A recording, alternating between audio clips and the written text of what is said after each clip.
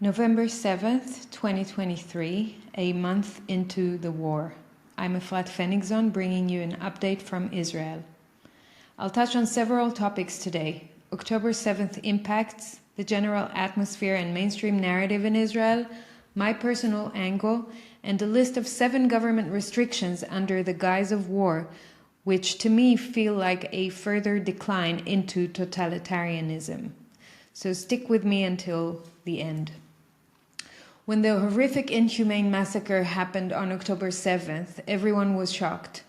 We, the people, could not have imagined an atrocity of this magnitude and cruelty.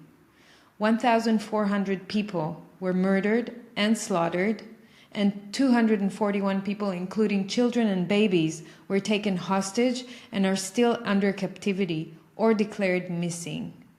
Obviously, this has sparked a bloody war. We can all witness its horrible results. Social media and mainstream media are serving disturbing content at a dazzling pace. More pieces of information are coming out every day. I listen to the testimonies and try to discern truth from cover-ups. And while it seems Israel Defense Forces indeed failed to answer this large-scale invasion of Hamas to Israel, I still don't have a clear answer to why they failed and what exactly happened on October 7th that this massacre could have possibly happened. Hostages' families are suffering. They've set up a special task force, and together with circles of volunteers, they're doing brilliant work in raising awareness and trying to put pressure on the negotiations to save their loved ones. Demonstrations are taking place outside government offices and the Knesset, which is the Israeli parliament, demanding the return of the hostages. I was asked to comment about the atmosphere in Israel and about how Israelis react to this collective trauma. From what I observe, some people ask questions and seek answers. They don't accept that October 7th was a failure. Some don't want to ask or know. Out of that group, some are criticizing or vilifying people who ask questions or raise hypotheses, and some ignore and echo the "we'll deal with it after the war" narrative that the government is pushing. Most people I know have lost a loved one or are related to someone who was hurt during October 7th. On top of that, there's a heavy psyop running all around us on both social and mainstream media, and most people are not immune to it, though some are more aware than others. People's emotional states are very diverse and quite polarized. Alongside sadness, immense anger, and high levels of anxiety, we see camaraderie and voluntarism. People help each other, donate supplies, food, clothes, emergency equipment, open their homes and hearts for the evacuees and survivors, cook for each other. This spirit is crossing all ethnicities, religious and political groups, and perhaps this is our lesson and hope. The mainstream narrative is, and I'm quoting, "The question of who's responsible for this big failure will be with us for many years to come, but now we focus on fighting. The failure of the defense forces on October 7th was in understanding Hamas' intentions and in not noticing its unprecedented preparation." As a senior member of the general staff told the newspaper Yediot Achronot, "Let us go to war. Everyone will take responsibility at the end of the war." The Israeli Prime Minister refused to take any responsibility for the October 7th disaster, and in a tweet last week he blamed Israel's security agencies, the IDF and Shin Bet, for the failures. He then deleted his tweet and posted an apology the following day. None of the so-called leaders have resigned so far. On a personal note, while I received immense support for raising truthful, honest, yet inconvenient questions and opinions about the October 7th events, I also received a backlash from people who would have preferred to dictate my thoughts and control my voice and its reach. The personal defamation attack, coupled with the restrictions on freedom of speech by Israeli authorities, which I'll elaborate on shortly, have inspired creativity and courage in shaping my communications. I said it before and I'll say it again. I will not be silenced. I'm speaking out for those who can't, those who are afraid, and those who need to feel safe, who need to know how to rearrange and regroup in light of this war. I feel a calling to continue to ask questions and seek the truth. Okay, let's examine the 7 recent restrictions and laws that are being promoted since the onset of the war. These less publicized government actions could potentially pose a threat to the safety of Israelis under the pretext of enhanced security. By the way, there are more than just these 7. I brought the ones that are the most disturbing. Number 1, the Freedom of Information Act law. 10 days ago, the Israeli government asked to freeze the FOIA law due to the war and extend the time period that government institutions can respond to a FOIA from 4 to 7 months. Due to public pressure and many civilian objections, the new FOIA maximum response period was set on 5 instead of 4 months, giving the government an additional 1-month delay to respond to FOIAs. Number 2, live fire against Israeli protesters. Also 10 days ago, the government started to advance regulation which was pushed by National Security Minister Itamar Ben-Gvir earlier this year, to allow police to use live fire against Israeli citizens who are blocking roads or entrances to towns during a multi-front war. I'll say that again. Police could have opened fire and shoot civilians' legs if they block roads during wartime. Under this regulation, police would only need approval from a senior officer before opening fire. The Attorney General, which initially agreed to fast-track the legislation and bring it to vote, retracted her agreement a few days later due to public pressure and objections from politicians. So the overtone window has been opened once again, and finally this is not happening right now, but these draconian measures could be brought back in the future as happened before. Number 3, freedom to protest. In another extreme move to limit freedom of assembly and protest, the police chief said last week that they, and I quote, don't allow any demonstrations and would act to disperse them, threatening to send protesters to Gaza in buses. But a day later, in light of widespread public criticism, the police took it back and announced, following various publications, Israel police considers the right to protest as a cornerstone of a democratic state. During the war, protests of any kind will be allowed in accordance with the law and compliance with the police and home front command conditions. Now they are allowing us to protest. We've seen something similar to this during COVID. The government tried to use its emergency powers under the Enabling Act to forbid people to protest, and they limited it at first to 100 meters from home and then 1 kilometer away from home. Due to public resistance, this was lifted and the freedom to protest was kept on the most part, not without police violence, but that's another story. My point here is that civilian resistance and non-compliance works.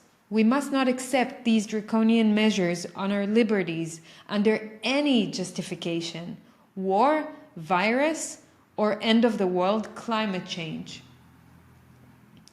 Number 4, incitement and conspiracy theories. The Israeli police had set up a special task force to monitor speech online. This force, which was established in May 2023, has been operating on high speed since the war began. They've already imprisoned 103 suspects and 44 indictments have been filed in an expedited procedure against those who incite terrorism and express support for Hamas. Most of those who were arrested were people who have shown support in Hamas terror actions or showed intention to harm others. The police task force is also working diligently to remove social media posts which are encouraging terror acts. About 1,000 such posts have been removed already. In my opinion, while any incitement to violence and support of a terrorist organization are wrong, dangerous, and should be handled, the slippery slope is allowing this special police task force to threaten citizens who raise different opinions, and I'll explain where I see this slope. A week after the massacre, a police sub-commissioner released a deterrent note referring to a number of Israelis who, since the beginning of the war, have been spreading conspiracy theories online, hinting on an inside job, which he claims is completely unfounded. The sub-commissioner said those people are echoing Hamas or Iran conspiracy theories, and I quote him, "In cases where it is Israeli citizens who spread these fake theories, most of them are expected to soon find themselves in the police interrogation rooms. We will reach out to anyone who tries to harm the public's well-being and safety by publishing such news or theories that the enemy is trying to echo in Israeli society." Needless to say, this can be transformed into an amendment to the law or new law if they should choose to take it one step further. Remember that such efficient handling of incitement and such swift measures were not taken when people, including politicians and doctors, incited against Israeli citizens during COVID. Number 5, agriculture aid and free speech. Israeli agriculture is in a dire situation. While Israeli farmers are suffering from shortage of employees, evacuation from fields in border proximity, or having to close their agriculture businesses or farms, the Israeli Ministry of Agriculture has opened a war room. This war room monitors online posts and media reports against the ministry, which is related to food security, in order to fight those who express criticism. Rather than helping the farmers in need, the government is seeking further control over speech and protection of its reputation. Two noteworthy developments. One, the Israeli public has shown great support for our local agriculture. It's evident that people recognize the critical role it plays in securing our future, with many individuals volunteering for tasks such as picking, sorting, working in the fields, transporting, and trading of goods. Number 2, just yesterday, the Ministry of Agriculture announced significant aid, both financial and logistical, for our farmers. It appears that the heightened public awareness, robust support for our farmers, and mounting pressure on the authorities have compelled the ministry to step up and actively contribute. This showcases the remarkable power of civilian sovereignty. Number 6, Fight Against Terrorism Bill. This week, the Knesset is expected to approve the Fight Against Terrorism Bill, according to which the systematic and continuous consumption of Hamas and ISIS content will, under certain circumstances, constitute a criminal offense punishable by 1 year in prison.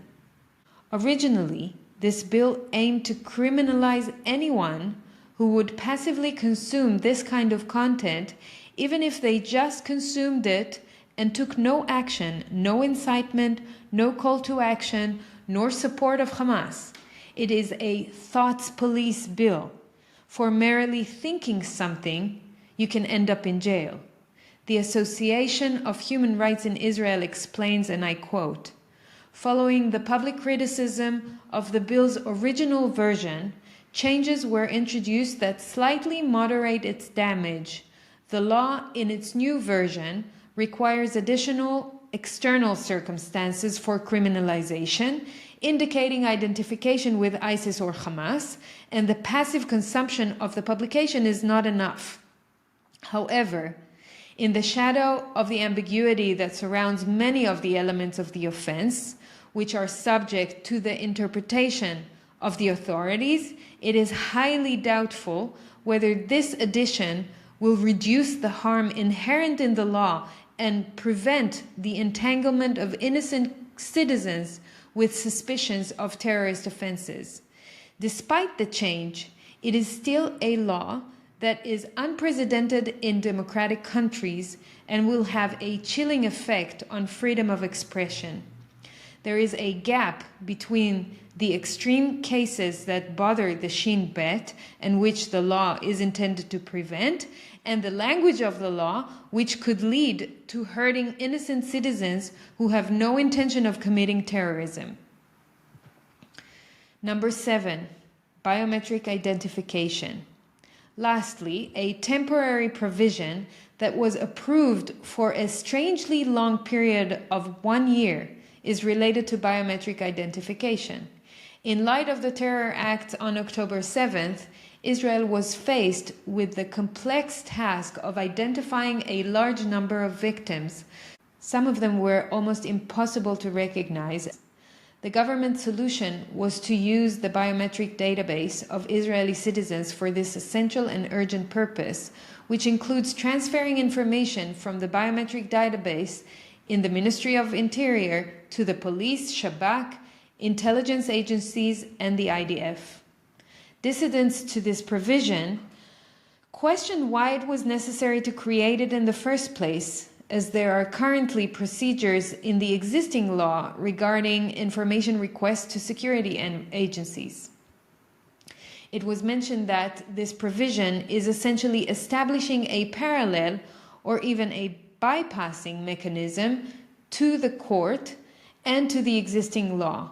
Furthermore, it is not limited to the tasks of identifying bodies and missing persons, but rather it allows security agencies to demand, receive, and possess biometric identification data of a living person who is not necessarily missing or suspected of being dead. To wrap up, I'll end up with a question and a speculation. We see a strong US involvement in this war. We see China and Russia positioning themselves around this conflict.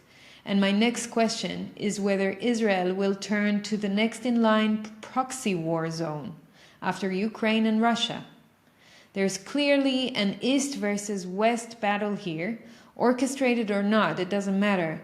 As an Israeli that feels like a pawn on a chessboard, I wonder, and I'm sure my fellow Israelis wonder as well, when we will get some answers that will help us navigate our lives. In my view, this war is driven by geopolitical interests as well as local tensions that have reached a boiling point. Above that, war is always fueling certain economies. US bankers and the US military-industrial complex seem to encourage this war in light of potential profits. When I zoom out even further, I see globalist agendas at play, and their driving factors are, number 1, diversion from an upcoming global fiat monetary collapse, followed by CBDC, which is their solution for it, and number 2, the energy, oil and gas control game, which is related to the weakening petrodollar and US hegemony destabilization. That's my understanding of the global landscape in a nutshell, which I continue to research and collect information on. That's it for now. Thank you for your attention, and thanks to everyone who has supported me and the Israeli public lately. If you wish to support my work as well, I will share a link in the notes. Thank you very much.